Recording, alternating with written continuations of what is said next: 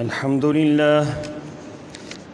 لله نحمده ونستعينه ونستغفره ونؤمن به ونتوكل عليه ونعوذ بالله من شرور أنفسنا ومن سيئات أعمالنا من يهده الله فلا مضل له ومن يضلل فلا هادي له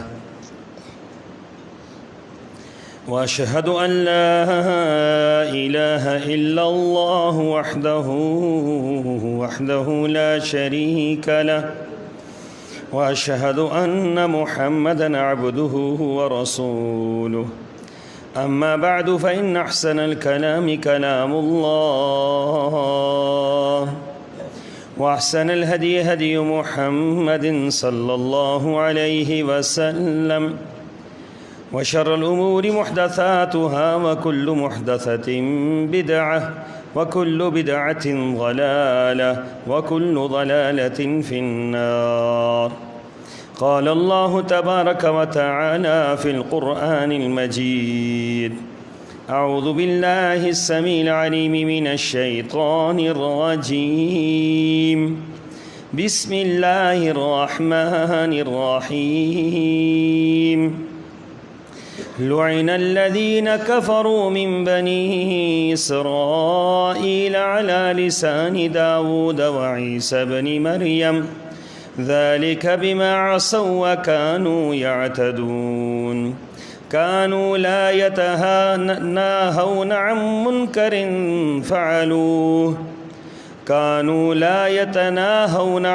منكر فعلوه لبئس ما كانوا يفعلون. ترى كثيرا منهم يتولون الذين كفروا لبئس ما قدمت لهم أنفسهم أن سخط الله عليهم وفي العذاب هم خالدون. ولو كانوا يؤمنون بالله والنبي وما أنزل إليه ما اتخذوهم أولياء ولكن كثيرا منهم فاسقون. لتجدن أشد الناس عداوة للذين آمنوا اليهود والذين أشركوا ولتجدن أقربهم مودة للذين آمنوا الذين قالوا إنا نصارى ذلك بأن منهم قسيسين ورهبانا وأنهم لا يستكبرون. اللهم صل على محمد وعلى آل محمد كما صليت على إبراهيم وعلى آل إبراهيم إنك حميد مجيد.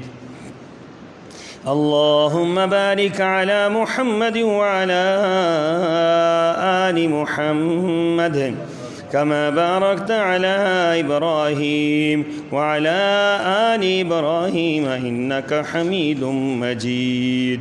سبحانك لا علم لنا إلا ما علمتنا إنك أنت العليم الحكيم.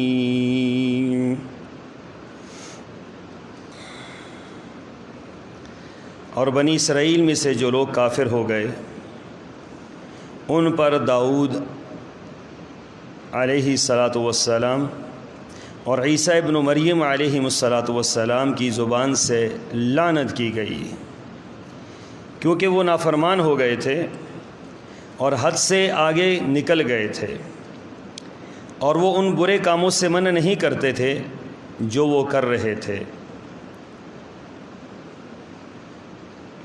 اور جو وہ کرتے تھے وہ بہت برا تھا۔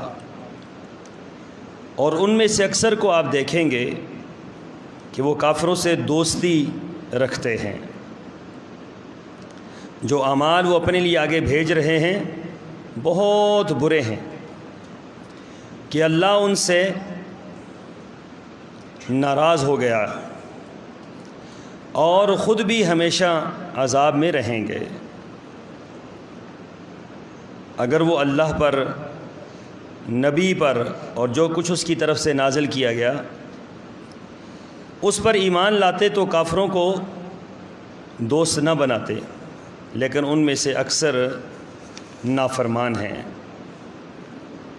جو لوگ ایمان لائے ہیں آپ دیکھیں گے کہ ان سے عداوت رکھنے میں، دشمنی رکھنے میں لوگوں میں سب سے بڑھ کر یہودی اور مشرکین ہیں،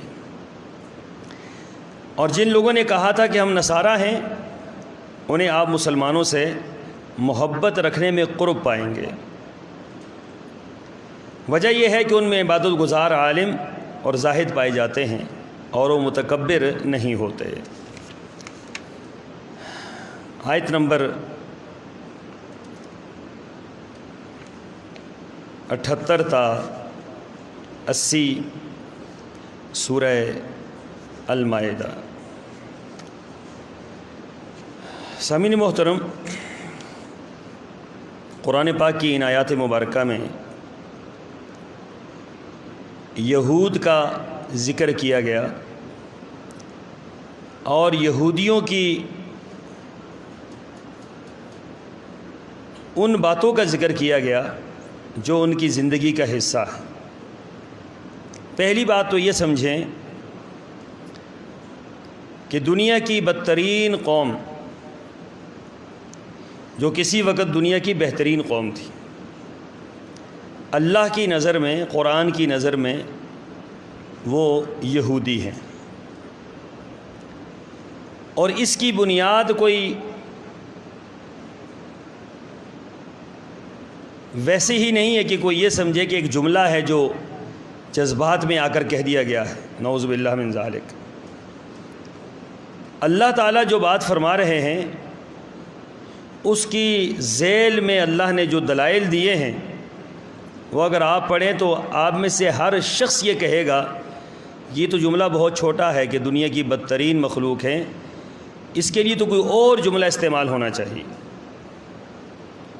کیونکہ یہودی دنیا کے ایسی قوم ہے جو اللہ کی سب سے زیادہ گستاخیاں کرتی رہی ہے۔ اللہ کے معاملے میں جن کی گستاخیاں معروف تھی، یہاں تک کہ اللہ کے معاملے میں وہ یہ تک جملہ کہہ دیتے تھے کہ ہم غنی ہیں اور اللہ فقیر ہے، نعوذ باللہ من ذالک۔ قرآن پاک کے یہ الفاظ قرآن نے نوٹ فرمائے ہیں کہ ان کا یہ جملہ کتنا عجیب ہے کہ وہ کہتے ہیں کہ ہم غنی ہیں اور اللہ کیا ہے؟ فقیر ہے۔ پھر یہود کے بارے میں یہ معروف ہے کہ حلال اور حرام میں سب سے زیادہ جن لوگوں نے گڑبڑ کی ہے وہ یہودی ہے۔ حلال کو حرام کر دیا، حرام کو حلال کر دیا، اور ان دونوں کو آپس میں مکس سب کر لیا۔ اب سمجھ ہی کچھ نہیں آتی کہ حلال کیا ہے اور حرام کیا ہے۔ یہ دنیا کے اندر سب سے زیادہ حلال اور حرام کے اندر جن لوگوں نے گڑبڑ کی اور جن لوگوں نے اللہ کے احکامات کو پس پش ڈالا وہ یہودی تھے۔ پھر دنیا کی واحد یہ قوم ہے کہ جن پر اللہ تعالیٰ نے ایسے ایسے خوفناک عذاب نازل کیے کہ دنیا کی کسی قوم پر ایسے عذاب نازل نہیں ہوئے۔ انہی میں سے اللہ نے بعضوں کو بندر بنایا، بعضوں کو خنزیر بنایا، اور انہی میں سے بعضوں پر اللہ تعالیٰ نے کوہ طور کو کھڑا کیا، اور انہی میں سے وہ لوگ تھے جن پر انبیاء علیہ السلام کی زبان پر لعنت کی گئی۔ اب نبی جس پر لعنت کرے، قرآن پاک میں آپ کو یہ جملہ کہیں نہیں ملے گا کہ کسی قوم کو مخاطب کر کے اس پر لعنت کی گئی۔ عمومی طور پر لعنت کی گئی ہے کہ جھوٹوں پر لعنت ہے، فلاں پر لعنت ہے، فلاں، لیکن کسی قوم کو ڈائریکٹ نام لے کر ان کے اوپر لعنت نہیں کی گئی۔ لیکن یہ واحد یہودی قوم ہے کہ قرآن پاک کا فرمان یہ ہے کہ لعن الذین کفروا من بنی اسرائیل علی لسان داؤد و عیسی ابن مریم، کہ حضرت داؤد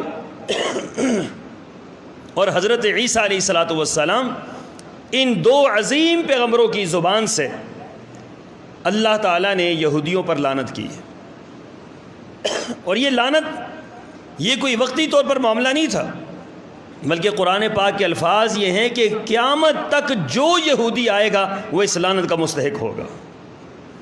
اس لعنت سے وہ چھوٹیں گے نہیں، اس پھٹکار سے وہ نکلیں گے نہیں، کیونکہ ان کی نسلیں چلی آ رہی ہیں۔ دنیا کا واحد یہ مذہب ہے یہودیت جو نسل در نسل چلتا ہے. جس طریقے سے ہمارے ہاں نسب چلتا ہے نا کہ آپ فلاں کے بیٹے فلاں فلاں فلاں فلاں آگے چلتا ہے، اس طرح یہودیوں کے ہاں نسل در نسل یہودیت چلتی ہے. یہودی باہر سے نہیں پیدا ہوتے، یعنی کہ یہودیت قبول کوئی نہیں کرتا، نہ یہودی کسی کو قبول کرتے ہیں. جس طرح ہمارے ہاں مسلمانوں میں جو بندہ مرضی اسلام قبول کر لے، عیسائیوں میں جو مرضی عیسائیت قبول کر لے اس کو لوگ قبول کرتے ہیں، اس کو اپنا بھائی بناتے ہیں.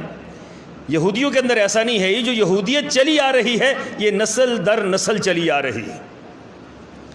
تو اس بنا پر یہودیوں پر نسل در نسل جو لعنت انبیاء نے بھیجی ہے وہ نسل در نسل رہے گی اور قیامت تک یہ لعنت رہے گی. پھر قرآن پاک نے یہودیوں کی ایک اور بات بیان فرمائی. میں کہ یہودی وہ ہیں کہ جو سود کھانے میں سب سے زیادہ ماہر ہے. سود کے متعلق ان کی جو رگ ہے وہ سب سے زیادہ پھڑکتی ہے کہ سود کے معاملے میں یہ لوگ سب سے آگے ہیں. سود کا کھانا، سود کا لینا، سود کا دینا، سودی کاروبار، اس میں یہ بڑے ماہر لوگ ہیں. آج آپ دنیا کے اوپر آج دیکھ لیں، تحقیق کر کے دیکھ لیں کہ دنیا کا جو سودی کاروبار ہے وہ کن لوگوں کے ہاتھ میں ہے، سودی لین دین کن لوگوں کے ہاتھ میں. آج بھی قرآن پاک نے 1400 سال پہلے جو بات فرمائی کہ یہود سود کے معاملے میں ان کی روش بڑی عجیب ہے اور یہ سود کے معاملے میں سب سے آگے بڑھ کر سود کھانے والوں میں شامل ہوتے ہیں، تو قرآن پاک کی وہ بات آج بھی اسی طریقے سے سچی ہے کہ دنیا کے اندر آج بھی یہودی سب سے زیادہ سود یا دیتے ہیں یا سود لیتے ہیں یا سودی کاروبار کرتے ہیں. پھر قرآن پاک نے ایک جو جملہ ارشاد فرمایا کہ یہودی اللہ تعالیٰ نے ان کے دلوں کو سخت کر دیا ہے، آپ ان کو جتنی مرضی ہے نصیحت کر لیں یہ اپنے موقف سے پیچھے نہیں ہٹیں گے. دلوں کی سختی، دلوں کی قساوت، دلوں کی خرابی یہ یہود کے اوپر ختم ہے. دنیا کے اندر اگر آپ یہ دیکھنا چاہتے ہیں کہ سب سے سخت ترین قوم، سنگین ترین قوم جس کے سینے کے اندر دل نہیں ہے وہ آپ یہودیوں کو پائیں گے. یہ تو یہودیوں کی معمولی سی تاریخ میں نے آپ کے سامنے رکھی. پھر آتے ہیں اس قضیے کی طرف اور اس مسئلے کی طرف کہ جو آج ہمیں درپیش ہے، اور آج نہیں، یہ تو صدیاں بیت گئی ہیں یہ مسئلہ لگا ہوا ہے. مسجد اقصیٰ. یہ مسجد اقصیٰ دنیا کا وہ اللہ کا دوسرا گھر ہے جو دنیا میں بنایا گیا ہے. پہلا گھر جو دنیا کے اندر بنا اللہ کا وہ بیت اللہ ہے، جسے مسجد حرام ہم کہتے ہیں. ان اول بیت وضع للناس للذی ببکۃ مبارکا وہدی للعالمین. فرمایا کہ یہ بیت اللہ یہ اللہ کا پہلا گھر ہے کائنات کے اندر. یہ قرآن پاک کی تصریح یہی ہے. پھر ابو ذر غفاری رضی اللہ تعالیٰ عنہ کی روایت ہے، وہ پوچھتے ہیں اے اللہ کے رسول صلی اللہ علیہ وسلم دنیا کے اندر سب سے پہلا گھر اللہ کا کون سا بنایا گیا؟ تو آپ نے فرمایا کہ مسجد حرام. پھر فرمایا اللہ کے رسول صلی اللہ علیہ وسلم دوسرا گھر اللہ کا کون سا بنایا گیا؟ تو فرمایا کہ دوسرا گھر مسجد اقصیٰ. یہ دوسرا گھر اللہ کا تھا کائنات کے اندر. پھر حضرت ابو ذر غفاری پوچھتے ہیں کہ اللہ کے رسول صلی اللہ علیہ وسلم ان دو گھروں کے درمیان فاصلہ کتنا ہے، وقت کتنا ہے، کتنے عرصہ پہلے یہ بنا اور کتنے عرصے بعد وہ بنا؟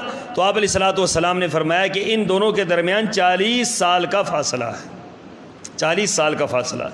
ابن حجر رحمہ اللہ ایک اور بات لکھتے ہیں، وہ فرماتے ہیں کہ بیت اللہ سب سے پہلے حضرت آدم نے بنایا اور مسجد اقصیٰ بھی سب سے پہلے حضرت آدم نے بنائی.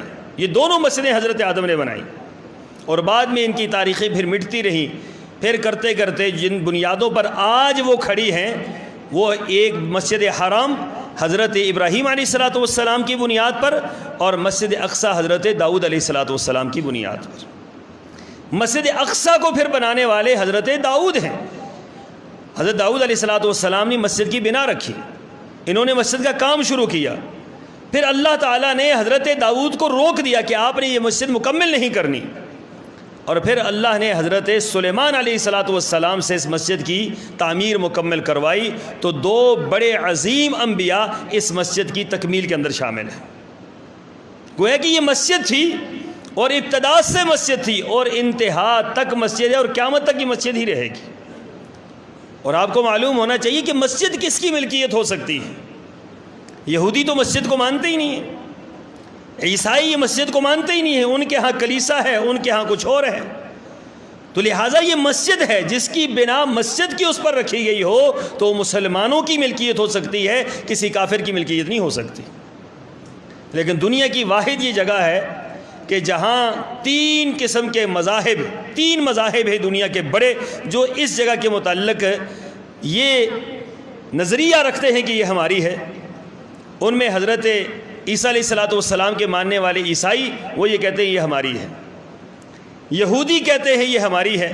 پوری مسجد اقصیٰ کا دعویٰ نہیں کرتے، مسجد اقصیٰ کا کچھ حصہ ہے جس پر آج بھی وہ قابض ہیں، پوری مسجد اقصیٰ پہ آج وہ قابض نہیں ہیں، ایک حصے پر قابض ہیں وہ مسجد اقصیٰ کے، جس کو دیوار گریہ کہا جاتا ہے، جہاں ان کا نظریہ یہ ہے کہ یہاں پر حضرت موسیٰ علیہ السلام یا ہمارے جتنے معاملات ہیں خیر کے وہ یہاں سے نکلے ہیں۔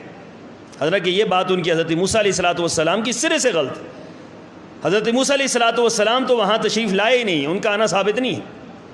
حضرت لوط کا وہاں آنا ثابت ہے، حضرت ابراہیم کا وہاں آنا ثابت ہے، حضرت موسیٰ علیہ السلام کا وہاں آنا ثابت نہیں ہے، کیونکہ حضرت موسیٰ علیہ السلام انہوں نے دعا کی، جب موت آئی تو انہوں نے دعا کی اللہ تعالیٰ سے کہ اللہ میری ایک خواہش ہے۔ فرشتہ آیا موت کا کہ آپ کا موت کا وقت آ گیا، تو انہوں نے کہا میری ایک خواہش ہے۔ کہا آپ کی خواہش کیا ہے؟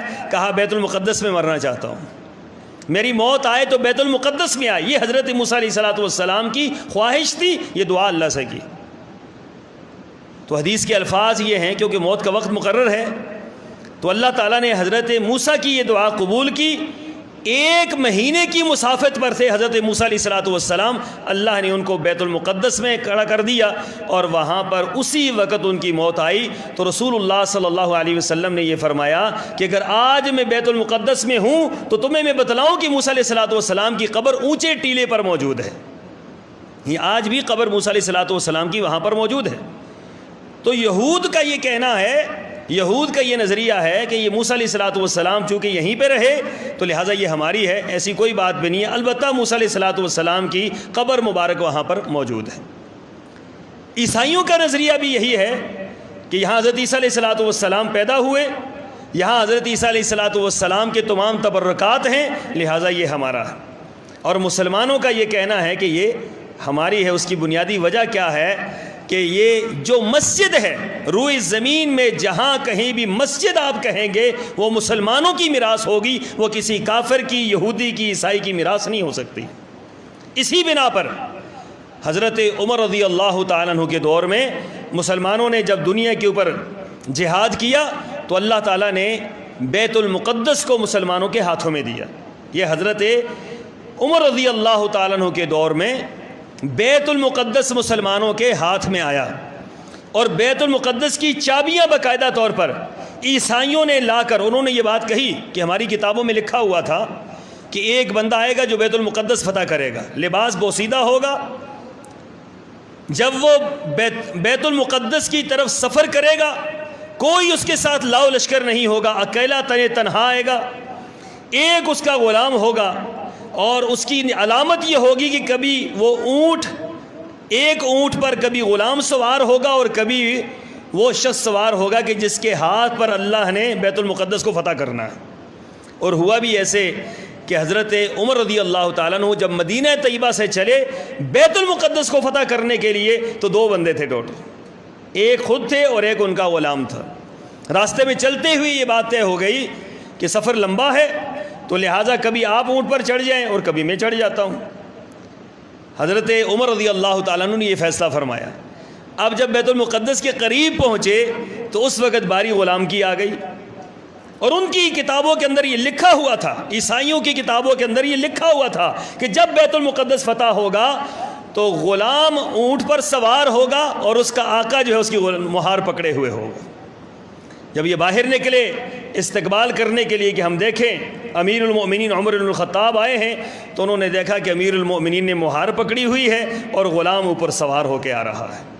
تو انہوں نے کہا کہ یہی وہ شخص ہے، ہماری کتابوں کے اندر لکھا ہوا تھا کہ بیت المقدس کو ایسا ہی بندہ فتح کرے گا جو اس کیفیت میں آئے گا۔ تو پھر انہوں نے چابیاں بیت المقدس کی حضرت عمر رضی اللہ تعالیٰ عنہ کو دی، اور پھر 500 سال تک مسلمانوں کے پاس بیت المقدس رہا ہے۔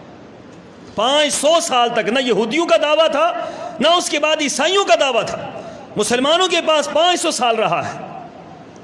پھر 578 ہجری پھر جنگیں، صلیبی جنگیں شروع ہوئی دنیا کے اندر۔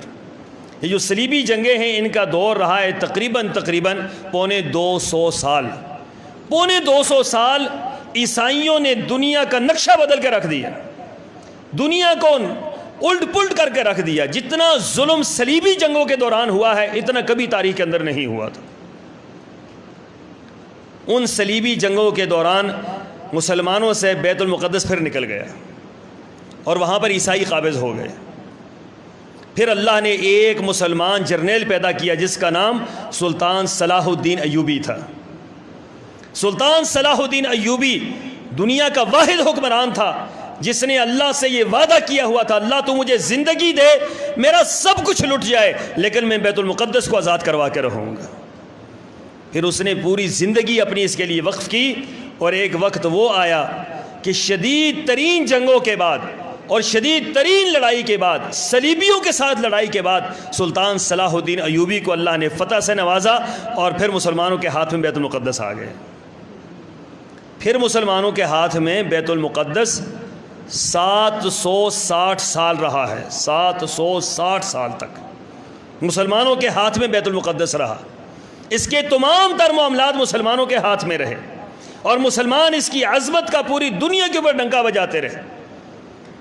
پھر بدنصیبی یہ ہوئی کہ دنیا کا نظام بدلا، خلافت ختم ہوئی، اور خلافت کے ختم ہونے کے بعد، خلافت عثمانیہ کے ختم ہونے کے بعد مسلمان ملک بکھر گئے، ٹکڑوں ٹکڑوں میں بانٹ دیے گئے۔ چھوٹے چھوٹے ملک، یہ ملک نہیں تھے، یہ سردار لوگ تھے علاقے کے، جس طرح سردار ہوتے ہیں، جس طرح ہمارے ہاں یہ KPK ہے تو ہر علاقے کا ایک سردار ہوتا ہے۔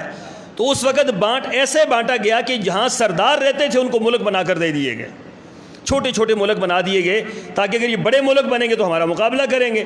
چھوٹے چھوٹے ملک بنا دیں، جس طرح مرضی ہے جس کو آپ دبا دیں آپ دبا سکتے ہیں۔ ایک سازش کے تحت خلافت عثمانیہ ختم کی گئی اور اس کے بعد چھوٹے چھوٹے ملک بنا دیے گئے، اور انہی چھوٹے ملکوں کے اندر ایک ملک اسرائیل بھی قائم کر دیا گیا۔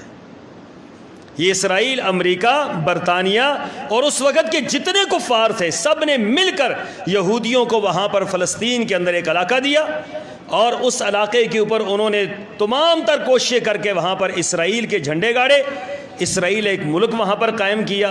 اور یہ بات یاد رکھیں کہ بعض تاریخ ہماری مسخ ہمیشہ رہتی ہے مسلمانوں کی، اور ہم مسلمانوں کو ایک دوسرے کو ہم مورد الزام ٹھہراتے ہیں کہ جی یہ مسلمانوں کی وجہ سے ایسا ہو۔ دونوں کے اندر بڑی بڑی سازشیں ہوتی ہیں، کوئی مسلمان اس کے اندر ملوث نہیں ہے۔ جس طرح آج مسلمان کمزور ہیں عملی، اس طرح اس وقت بھی کمزور ہوں گے، لیکن جتنا مرضی ہے مسلمان کا عمل کمزور ہو، جتنا مرضی ہے۔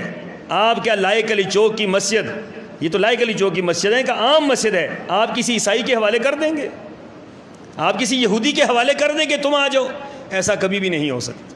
مسلمان مر جائے گا، مسلمان لٹ پٹ جائے گا جتنا بدعمل ہو، لیکن اپنی مسجد کسی کے حوالے نہیں کر سکتا۔ یہ بات بالکل فضول ہے کہ فلسطینیوں نے خود مسجد اقصی حوالے کی، اپنا علاقہ حوالے کی، ایسا نہیں تھا، یہ عالمی سازشیں تھی۔ ان سازشوں کے تحت خلافت عثمانیہ ختم ہوئی تو مسلمانوں کو سمجھ ہی نہیں آئی کیا ہونا ہے کیا نہیں ہونا۔ اسی دوران انہوں نے اسرائیل کو وہاں پر قائم کیا اور فلسطین کا یہ جو علاقہ تھا اس پر قبضہ کیا اور بیت المقدس پر بھی قبضہ کر لیا۔ یہ وہ سازش ہوئی ہے، اور میری بہت قربت رہی ڈاکٹر اکرمہ سعید الصبری، جو مسجد حرام کے 700 سال سے خطیب اور امام ان کے خاندان چلا رہا ہے، 700 سال سے۔ سلطان صلاح الدین ایوبی کے بعد جن لوگوں نے امامت اختیار کی یہ وہ خاندان ہے، اور آج تک وہی خاندان ہے، آج بھی وہی خاندان ہے۔ تو مجھے یہ سعادت ملی کہ میں 4-5 دن ان کے ساتھ، جب وہ پاکستان کے دورے پہ تھے تو میں ان کے ساتھ رہا۔ یہی باتیں ہمارے ذہنوں کے اندر تھی، جی خود فلسطینیوں نے یہ بیت المقدس دیا ہے، خود اپنی زمینیں بیچی ہیں، خود وہاں پر یہودیوں کو بلایا ہے، آباد کیا ہے۔ انہوں نے کہا یہ ساری کی ساری باتیں غلط ہیں، یہ ساری کی ساری باتیں الزامات ہیں، یہ مسلمانوں کے دلوں کے اندر ہماری نفرت ڈالنے کے مترادف ہے کہ جی فلسطینیوں کو مار کھانے دے۔ کیوں کہ فلسطینیوں نے خود یہودیوں کو آباد کیا ہے، خود یہودیوں کو بلایا، خود بیت المقدس دیا ہے۔ تو انہوں نے مجھے یہ مثال دی تھی کہ آپ کی مثال ان کی تھی کہ آپ کی مسجد ہو تو آپ اپنی مسجد کافروں کے حوالے کریں گے؟ میں نے کہا جی کبھی نہیں ہو سکتا۔ انہوں نے کہا پھر آپ یہ سوچ سکتے ہیں کہ ہم اپنی مسجد اور وہ بھی بیت المقدس ہم ان کے حوالے کریں گے؟ یہ دنیا کے اوپر بہت بڑی سازش تھی، جس سازش کے تحت ہم سے بیت المقدس چھینا گیا۔ اور ڈاکٹر صاحب فرمانے لگے کہ ہمیں یقین ہے ہم 70 سال سے بیت المقدس کی جنگ لڑ رہے ہیں، ہمارا بچہ جو پیدا ہوتا ہے اس کے کان میں ہم اذان کے ساتھ القدس اور القدس کے ساتھ الفتح کا نعرہ بھی اس کے کان کے اندر ڈالتے ہیں کہ القدس کو تم نے فتح کرنا ہے۔ مائیں بچوں کو دودھ پلاتی ہیں تو یہ جملہ پڑھ کر پلاتی ہیں کہ یہ دودھ تمہارے اوپر حرام ہے جب تک تم نے بیت المقدس کو فتح نہ کیا۔ وہ کہتے ہیں کہ ہم تو اپنی جگہ پر 70 سال سے مارے کھا رہے ہیں، ہم نے اسرائیل کو نہ تسلیم کیا ہے نہ بیت المقدس ان کے حوالے کیا۔ آج مسلمانوں کے ذہنوں کے اندر یہ باتیں ڈالی جا رہی ہیں کہ بیت المقدس خود ہی انہوں نے اپنے حوالے کر دیا۔ اور پھر دنیا کے اوپر یہ بھی دیکھیں، جب اسرائیل قائم ہوا تو اس وقت جو دنیا کا نقشہ تھا وہ بڑا عجیب و غریب تھا۔ اب کون تسلیم کرتا ہے کون نہیں کرتا؟ آپ کی اطلاع کے لیے عرض ہے کہ دنیا کے بے شمار ممالک نے اسرائیل کو تسلیم کیا، جن میں کچھ مسلمان ممالک بھی شامل ہیں۔ آج ہم کہتے ہیں کہ ترکی آپ بھی کہتے ہیں، میں بھی کہتا ہوں، مجھے اس میں کوئی وہ نہیں ہے کہ میں ترکی کو سمجھتا ہوں کہ اسلام کی راہ پر گامزن ہے، لیکن سب سے پہلے اسرائیل کو تسلیم کرنے والا ترکی تھا۔ آج بھی ترکی کے اندر اسرائیل کا وہ ان کا موجود ہے، سفارت خانہ موجود ہے، اور ان کے ہاں ان کا سفارت خانہ موجود۔ یہ نہیں ہے کہ ان کے سفارتی تعلقات ختم ہو چکے ہیں، جنگی ان کے آپس میں معاہدے ہیں، تجارتی معاہدے ہیں ترکی کے ساتھ، وہ سارا نظام چل رہا ہے، جوں کا تو چل رہا ہے۔ اور ایسے ہی ایران کے ساتھ یہی ہے۔ آج لوگ کہتے ہیں کہ ایران ان کا دشمن ہے۔ آپ کی اطلاع کے لیے عرض ہے کہ آپ ذرا حقائق کو دیکھیں کہ دنیا کے اندر ہو کیا رہا ہے۔ ایران بھی تسلیم کرنے والوں میں تیسرے چوتھے نمبر پر تھا، انہوں نے تسلیم کیا ہے ان کو۔ اسرائیل کا سفارت خانہ وہاں پر موجود ہے، ان کا سفارت خانہ وہاں پر موجود ہے، ان کے فوجی معاہدے ہیں، تجارتی معاہدے ہیں آپس میں۔ اور دنیا کے نقشے کے اوپر صرف 2 ملک ہیں اسلامی جنہوں نے آج تک تسلیم نہیں کیا، ایک سعودی عرب ہے اور ایک پاکستان ہے۔ یہ کوئی معمولی بات نہیں ہے، میری بات یاد رکھیے گا، یہ اللہ کا فضل ہے اس پاکستان پر، اللہ کا کرم ہے اس پاکستان پر۔ یہاں کی عوام غیور ہیں، یہاں کی حکومتیں اس حوالے سے حساس رہی ہیں، غیرت مند رہی ہیں کہ انہوں نے کبھی بھی اسرائیل کو تسلیم نہیں کیا ہے، اور نہ انشاءاللہ اس کی بات تسلیم کریں گے۔ ہمارا نقطہ نظر یہ ہے، ہمارے ملک کا نقطہ نظر یہ ہے کہ جب تک یہودی فلسطین سے نکل نہیں جاتے، بیت المقدس کو چھوڑ نہیں دیتے، اس وقت تک ہم اس کو کسی صورت میں تسلیم نہیں کریں گے۔ یہ ہمارا نقطہ نظر ہے، یہ بالکل درست ہے، اور یہ بانی پاکستان کا نقطہ نظر تھا۔ 75 سال سے اس نقطہ نظر پر پاکستان کی بنیاد کھڑی ہے کہ ہم کسی صورت میں اس کو تسلیم، پوری دنیا تسلیم کر لے، ہم نہیں کریں گے۔ اور سعودی عرب بھی انہی لوگوں میں شامل ہے کہ کم از کم ہمارے ساتھ تو کھڑا ہے نا، ہمارے موقع پر تو کھڑا ہے۔ آج یہ ہے کہ پاکستان کو بھی اس لحاظ سے حکومت کو کمزور کریں، اس کا موقف کمزور کریں، آج سعودی عرب کو کمزور کریں، ان کا موقف کمزور کریں۔ تو 2 بڑے وکیل اس ٹائم آپ کے سامنے ہیں جو اس میدان کے اندر ہیں اور کھڑے ہیں میدان کے اندر اور جرأت کے ساتھ کھڑے ہیں، ہم چاہتے ہیں ان کو بھی ہم کمزور کر دیں۔ تو ایسے موقعوں پر ہمیں کیا کرنا چاہیے؟ یہ وہ پوری تاریخ آپ کے سامنے میں نے اس لیے رکھی کہ ہمارے نوجوانوں کو یہ باتیں پتہ نہیں ہیں، ہمارے بزرگوں کو یہ باتیں بھول چکی ہیں، اس لحاظ سے سامنے رکھی ہیں کہ آج بیت المقدس پر یہودی مکمل طور پر قبضہ کرنا چاہتے ہیں۔ وہ جو حصہ مسلمانوں کے پاس ہے، فلسطین کے پاس ہے، اس پر بھی قبضہ کرنا چاہتے ہیں، اور جب چاہتے ہیں نماز کے لیے اس کو بند کر دیتے ہیں، جب چاہتے ہیں اس پر بمباری کرتے ہیں، جب چاہتے ہیں مسجد کو گرانے کی کوشش کرتے ہیں۔ اور اس سے پہلے 20 مرتبہ ایسا ہوا ہے، مسجد کے مینار گرا دیے گئے، مسجد کے دروازے توڑ دیے گئے، مسجد کی قالینیں جلا دی گئیں، مسجد کے تہخانے جلا دیے گئے، کتنی مرتبہ یہودیوں نے یہ کام کیا ہے۔ آج ہم یہ چاہتے ہیں کہ یہودی وہاں سے نکلیں۔ پاکستان کا موقف یہ ہے، عالم اسلام کا موقف یہ ہے، سعودی عرب کا موقف یہ ہے، اور پوری دنیا کے مسلمانوں کا یہی موقف ہے۔ ہم ان کی نیتوں پر بھی شک نہیں کرتے، لیکن انہوں نے تسلیم کیا ہوا ہے بہرحال ان کو۔ جن کے معاہدے ہوتے ہیں، جو تسلیم کرتے ہیں، وہ ان کے خلاف کارروائی کوئی نہیں کر سکتے۔ معاہدے ہوتے ہیں، سفارت خانہ موجود ہے تو معاہدہ ہے، ادھر سفارت خانہ موجود ہے تو معاہدہ ہے، تجارتی معاہدے ہیں۔ تو لہذا یہ پاکستان کا جو موقف ہے یا سعودی عرب کا موقف ہے، سب سے زیادہ مضبوط ہے اس معاملے میں، کہ جب تک یہ فلسطینی آزاد نہیں ہوں گے، جب تک بیت المقدس خالی نہیں ہوگا، جب تک وہاں سے یہودی نکلیں گے نہیں، اس وقت تک ہمارا ان کے ساتھ کوئی تعلق نہیں، اس وقت تک ہمارا ان کے ساتھ کوئی معاہدہ نہیں ہے، ہم ان کو بالکل تسلیم نہیں کر سکتے۔ تو یہ وہ پس منظر ہے جو مسجد اقصیٰ کے حوالے سے ہے، چونکہ بہت اہم معاملہ تھا، بہت اہم ایشو تھا۔ رسول اللہ صلی اللہ علیہ وسلم کی آپ کی جو سفر معراج ہے اس سفر معراج کی پہلی منزل بیت المقدس تھی، اور آپ علیہ الصلوۃ والسلام نے وہاں 1,00,000 انبیاء کی امامت کروائی ہے، 1,00,000 انبیاء کی امامت کروائی ہے۔ اور آپ علیہ الصلوۃ والسلام نے فرمایا کہ دنیا کے اوپر کسی مسجد کی طرف تم سیر و سیاحت کی غرض سے نہیں جا سکتے یا عبادت کی غرض سے نہیں جا سکتے، 3 مسجدیں ہیں، ان میں فرمایا مسجد حرام، مسجد اقصیٰ اور مسجد نبوی ہے۔ پھر یہ بیت المقدس یہ انبیاء کی جگہ ہے، یہاں انبیاء کا تسلسل رہا ہے۔ بعض روایات ابن حجر رحمۃ اللہ علیہ لکھتے ہیں کہ 70,000 انبیاء بیت المقدس کی سرزمین پر آئے، شام کی سرزمین پر 70,000 انبیاء تشریف لائے۔ دنیا کی کسی سرزمین پر اتنے انبیاء نہیں آئے جتنے بیت المقدس میں آئے، اور یہی بیت المقدس ہے جو ارض محشر ہے، محشر یہاں پر قائم ہوگی۔ رسول اللہ صلی اللہ علیہ وسلم نے فرمایا جب پوری دنیا سے خیر ختم ہوگی تو اللہ تعالیٰ شام کے اندر خیر پیدا فرمائے گا۔ ایک صحابی نے پوچھا ہے اللہ کے رسول صلی اللہ علیہ وسلم مجھے یہ بتلائیں اگر حالات بہت سخت ہوں اور دنیا کے اوپر جنگ و جدل ہو تو میں کس سرزمین کی طرف جاؤں، عراق کی طرف جاؤں، یمن کی طرف جاؤں یا شام کی طرف جاؤں؟ تو میرے آقا نے فرمایا تھا کہ تم نے شام کی طرف جانا ہے۔ پھر پوچھا اللہ کے رسول پھر کدھر جاؤں؟ فرمایا پھر شام کی طرف جانا۔ پھر پوچھا کدھر جاؤں؟ پھر فرمایا اگر وہاں تمہیں پناہ نہ ملے پھر یمن میں پناہ لینا۔ مراد یہ ہے کہ یہ 2 سرزمینیں ایسی ہیں، یمن اور شام، جو اسلام کی سرزمینیں ہیں، جہاں پر خیر ہی خیر ہے، جہاں پر شر نہیں ہے، یاد رکھیے گا۔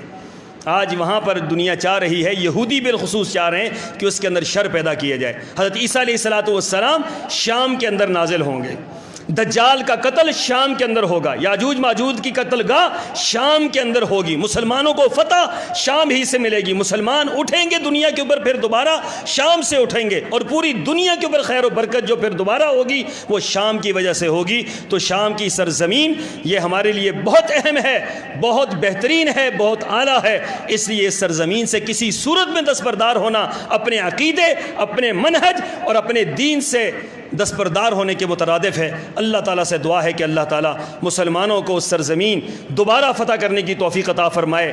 اللہ تعالیٰ یہود و نصارہ کو جو اس سے سازشوں کے اندر ہیں کہ مسلمان تباہ ہوں، اللہ ان کو تباہ و برباد فرمائے، اللہ مسلمانوں کی مدد فرمائے، مسجد اقصیٰ کو اللہ آزاد فرمائے۔ وآخر دعوانا ان الحمد للہ رب العالمین۔